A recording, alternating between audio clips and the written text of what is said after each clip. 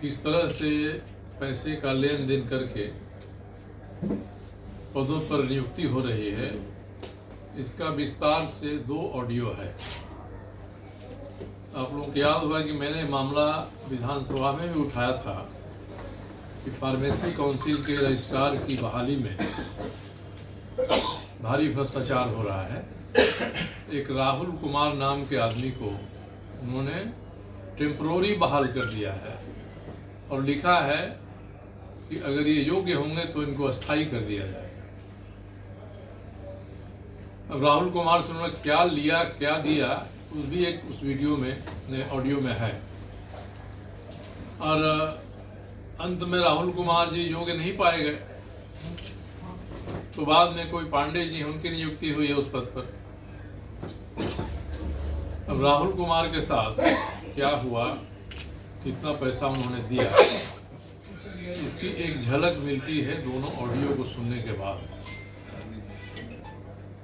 मैं चुनाव आयोग से मांग करता हूं कि चुनाव आयोग इसकी जांच करे कि क्या धन का संग्रह चुनाव को प्रभावित करने के लिए हो रहा है, क्योंकि ये घटना जुलाई महीने की है और मंत्री के द्वारा भ्रष्ट तरीके से अर्जित धन का उपयोग चुनाव लड़ने के लिए होगा, तो उससे चुनाव की निष्पक्षता प्रभावित होगी। दोनों ही ऑडियो मैंने आप सभी के ग्रुप में हमने डाल दिया है, आप उसको देख लेंगे। क्या बात विस्तार में है उसको दोहराने के बदले आप खुद सुन लेंगे।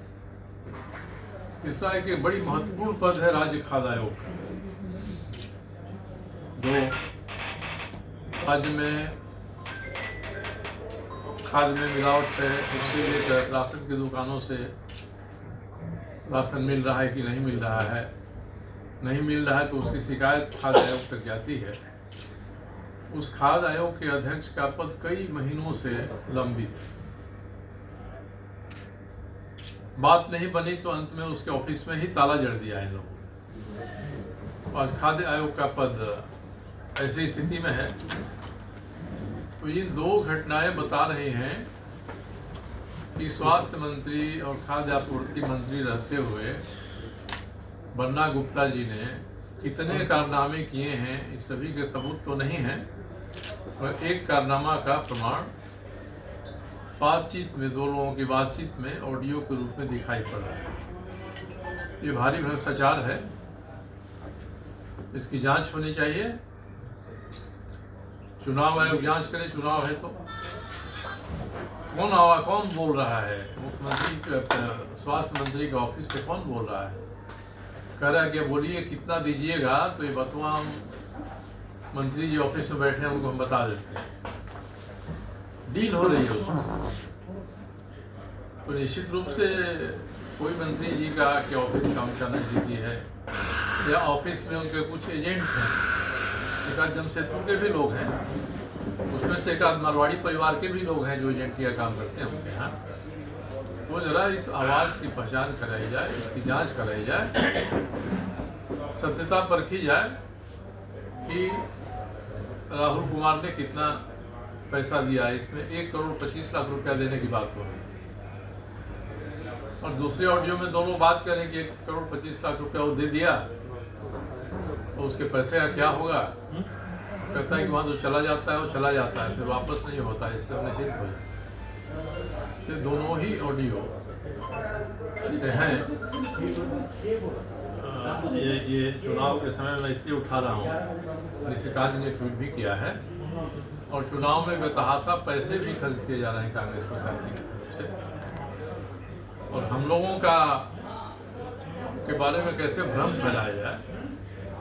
पहले तो मंत्री जी भाषणों में कहते थे कि जिस सिलेंडर ने कमल को जला दिया, आज उसी सिलेंडर को कैसे कमल वाले समर्थन देंगे। जब ये धारणा खत्म हो गई, भारतीय जनता पार्टी के बड़े नेताओं ने, अमित शाह जैसे लोगों ने मेरे साथ प्रचार किया, रोड शो किया, और पब्लिक में भी ये धारणा बन गई कि जो सिलेंडर है वही कमल है, जो कमल है वही सिलेंडर है। तो वो दूसरी बात कर रहे हैं जितने विधानसभा के लिए लोगों ने नॉमिनेशन किया उसमें एक सरयू दुसाद है, जिनका 27वें नंबर पर ईवीएम में है। अब 4 गाड़ियां 5 गाड़ियां रोज घूम रही हैं और जिस तरह से हम लोगों के होर्डिंग की डिजाइन है एग्जैक्टली हूबहू, केवल नेताओं का फोटो हटा के हूबहू दिया है उसमें है, और 27 बना दिया गया है और आगे लिखा है सरयू चाचा। ये तो बेईमानी है ना, अगर सरयू दुसाद हैं तो सरयू दुसाद लिखना चाहिए था, उनका चुनाव चिन्ह उसमें होना चाहिए था। किसी ऐसे फर्जी होर्डिंग में चुनाव चिन्ह नहीं है और नाम भी पूरा नहीं है। अब कैसे इस तरह के होर्डिंग का परमिशन दे दिया जिला प्रशासन ने, यह भी जांच की बात है। आप जो मॉडल कोड ऑफ कंडक्ट है उसकी टेक्निकलिटी में जाएंगे तो बात समझ में नहीं आएगी, मगर हूबहू जो रंग है, जो लेटर का फॉन्ट है हमारे होर्डिंग का, हूबहू उसी को बनाकर नकल करके कोई दूसरा दे रहा है, अपना चुनाव चिन्ह नहीं दे रहा है, सरयू चाचा लिख रहा है, नाम भी पूरा नहीं दे रहा है। कई होर्डिंग को तो पकड़ के आज गाड़ी वाले को पहले भी एक दिन कदमा में दिया था, आज एमजीएम में दिया है, और उसमें वो बता रहा है ड्राइवर का ऑडियो है, तो पूछे पकड़ के कहाँ से तुमको कहा गया, तो बोला कि ये मानगो में एनएच पर जो है इनका ऑफिस बन्ना गुप्ता का, उस ऑफिस से हमको कहा गया। यह साबित हो जा रहा है कि सारा भ्रम बन्ना गुप्ता जी फैला रहे हैं। मैंने प्रशासन के अधिकारियों को कह दिया है कि मैं तकनीकी मुद्दे पर नहीं जाना चाहता हूं कि आप क्या व्याख्या करेंगे मॉडल कोड ऑफ कंडक्ट का, तो ये साफ दिखाई पड़ रहा है कि चुनाव को प्रभावित करने की साजिश है। अगर प्रशासन कार्रवाई नहीं करेगी तो हम लोग ऐसे सारा जहाँ कहीं भी होर्डिंग लगेगा उसको हम लोग हटाएंगे, और अनुमति कैसे दिया इसकी जांच होनी चाहिए। इसका मतलब है कि जिला प्रशासन हम लोगों के खिलाफ में काम कर रहा है और इस साजिश में जिला प्रशासन भी शामिल है। तो इस तरह की घटना और इतनी निष्ठा पर, इतना निचड़ई पर उतर जाएंगे ये मंत्री चुनाव में, तो इसका मतलब है कि उन्होंने हार स्वीकार कर लिया है। और जहाँ भी जाता हूँ, अब मैं आज चुनाव प्रचार का अंतिम दिन है, मैं इस निष्कर्ष पर पहुँचा हूँ कि चुनाव में हम लोग काफ़ी आगे हैं, 1 नंबर पर है। बन्ना गुप्ता जी और बाबर खान में लड़ाई हुई, कौन दूसरे स्थान पर आएगा। बाबर खान तो जन्मना मुस्लिम है और बन्ना गुप्ता भी साबित करना चाह रहे हैं कि मैं भी कोई कम मुस्लिम नहीं हूँ। इसलिए एक और वीडियो उनका वायरल हुआ है जिसमें वो कह रहे हैं अगर कट्टरपंथी हिंदुओं ने मुसलमानों पर हमला कर दिया तो मैं चट्टान की तरह खड़ा रहूंगा उनकी रक्षा करने के लिए। ये नहीं कह रहे अगर मुसलमानों ने हिंदुओं पर हमला कर दिया तब वो क्या करेंगे।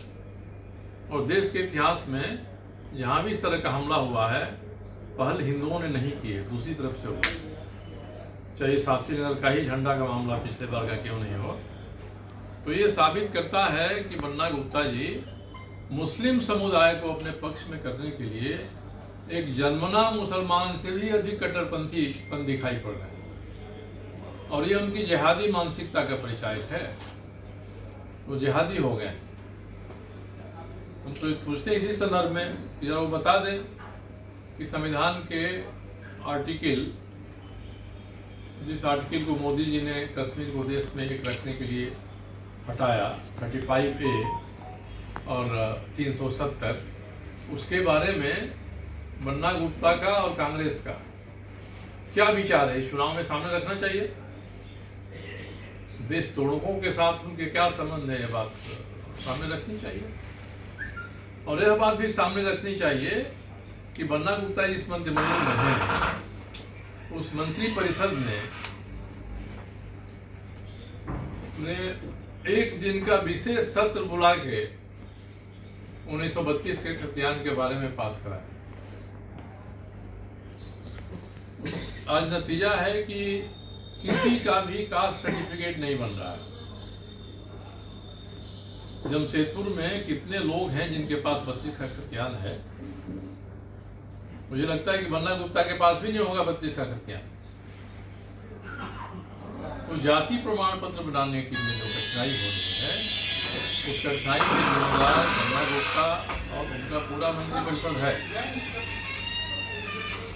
इसी तरह से जब बात उठती है तो हम लोग सवाल करते हैं कि भाई जमशेदपुर पश्चिम के विधानसभा क्षेत्र में आज़ाद नगर का इलाका ऐसा है जहाँ इकट्ठे 90 बूथ हैं जो अल्पसंख्यक समुदाय के हैं। वो एक साथ वोट करते हैं। उनके बूथों पर हम लोग को 0, 1, 2 यही वोट मिलता है। और बन्ना गुप्ता उसको इकट्ठा करने में लगे हुए हैं कि वो एक साथ, उनका वोट एक साथ पड़े। और जब हम लोग बात करते हैं कि भाई जो बाकी बहुसंख्यक समाज है उसका भी वोट एक साथ पड़ना चाहिए, तो इसमें उनको ध्रुवीकरण दिखाई पड़ता है। ये पूरी तरह से जिहादी मानसिकता इनकी हो गई है और ये प्रयास कर रहे हैं कि बाबर खान से भी अधिक कट्टर मुसलमान में दिखाई पड़ूं। उनकी तारीफ की जानी चाहिए कि बड़ी फर्राटे से वो कलमा पढ़ते हैं। इसका वीडियो भी सामने आया है। तो पहले कलमा पढ़ने तक था, अब उनको चुनाव में एकजुट रखने तक हो गया है। और बाकी दूसरे लोग हों तो उनको कहा जाएगा कि ध्रुवीकरण करा रहे हैं, सांप्रदायिकता फैला रहे हैं। तो ये कुछ विषय थे जो आपके बीच में चुनाव प्रचार के अंतिम दिन मुझे रखना था।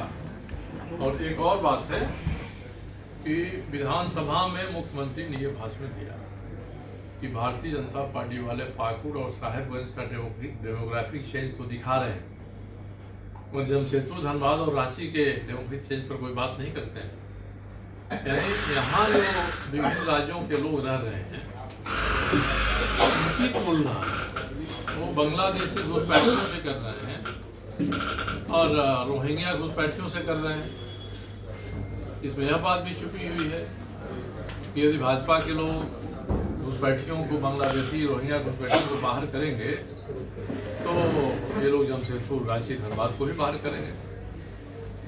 इस पर उनको बयान देना चाहिए। जिसमें मुख्यमंत्री भाषण कर रहे थे, बैठ के वो ताली बजा रहे थे। तो यहाँ की जनता को जानने का अधिकार है चुनाव में कि मुद्दों पर बन्ना गुप्ता की क्या राय है।